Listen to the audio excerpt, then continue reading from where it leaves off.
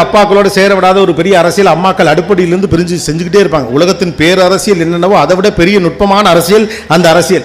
இவ்வளவு காலத்திற்கு பிறகும் இவ்வளவு வளர்ச்சிக்கு பிறகும் ஆணினுடைய பெரும் தோல்வியில் அந்த சமூகத்துடைய பெரும் தோல்வி என்பது என்னன்னா, ஒரு பெண் இன்னமும் நம்புகிறாள் ஒரு ஆண் பிள்ளை தான் என்னை எதிர்காலத்தில் காப்பாற்றும் நம்புற அளவுக்கு தான் இந்த சமூகம் பெண்ணை வச்சிருக்குங்கிறது தான் இந்த சமூகத்தின் தோல்வியே. அதனாலதான் ஆண் பிள்ளைகளை கைக்குள்ளே வச்சுக்கிறாங்க, அடுப்படியிலே வச்சுப்பாங்க.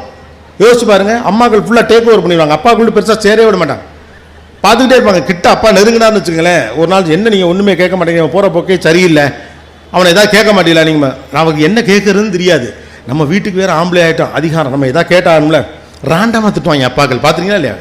சாப்பிட உட்காந்துருக்கல டக்குன்னு பண்ண என்ன தோற போக்கே சரியில்லை, அடிச்சு மூஞ்சி வாயெல்லாம் பேத்துப்பேன் பேத்து அப்படின்னா இவனுக்கு எதுக்கு திட்டாருன்னே தெரியாது, அவருக்கு எதுக்கு திட்டாருன்னு தெரியாது. போத் ஆஃப் டம் டின் நோ. டக்குன்னு கண்ணுலாம் கலங்கிடும். ஏன்னா அதிகமாக பேசாதப்பா திடீர்னு என்ன துற போக்கு சரியில்லை, மூஞ்சி முகர பேத்து முடியுன்றாரு. அப்படி கண்ணு கலங்கினோன்னு இல்லை, திட்ட சொன்னது யார்? இப்போ இங்கே தான் அந்த அரசியல் நீங்கள் புரிஞ்சுக்கணும். டக்குன்னு அந்த அம்மா சொல்லுவாங்க, என்னங்க புள்ள சாப்பிடல எப்படி திட்டி பிடிக்கணும், டபக்குன்னு கட்டி பிடிச்சுவாங்க. அடி சண்டால பாவி நீ சொல்லி தானே நான் திட்டினேன். ஏன்னா அப்பா லேசா கிட்ட வராரு, இவன் கொஞ்சம் நெருக்கமாயிரம் போல் இருக்கு, அப்பங்கிட்ட சேராது சொல்லிட்டு உள்ளே கூட்டிகிட்டு போய் உங்கள் அப்பா அப்படி தாண்டா தம்பி, உன் தங்கச்சி மேலே தான் அவளுக்கு பிரியும், அவளை என்னைக்கு கொண்ட ஒழிக்கிறோமோ அன்னைக்கு தான் இந்த குடும்பம் சந்தோஷமாக இருக்கும் அப்படிங்குது. எத்தனை பகையை உருவாக்குறீங்க தெரியுதா? உங்களுக்கு தெரிஞ்சோ தெரியாமலோ ஆண் பிள்ளைகளையும் அப்பாக்களையும் சேர விடுங்கள். அவன் தன் காதல் கவிதை யாரிடம் போய் சொல்லுவான்?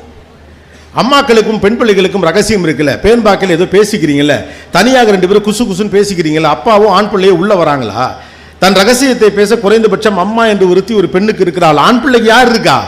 இல்லைன்னா தெரியலன்னா அவன் குரூப்பில் ஒரு தாதா இருப்பார், அவர்கிட்ட தான் போய் கேட்பார். அவன் சொல்லுவான் முத்தம் கொடுத்தா புள்ள பிறந்த மாப்பிள்ளைன்றான். அவனுக்கு தெரிஞ்ச அறிவுக்கு அவன் ஏதாவது ஒன்று சொல்லுவான். அப்புறம் ஆண் பிள்ளைகள் எப்படி வீடு தங்கும்?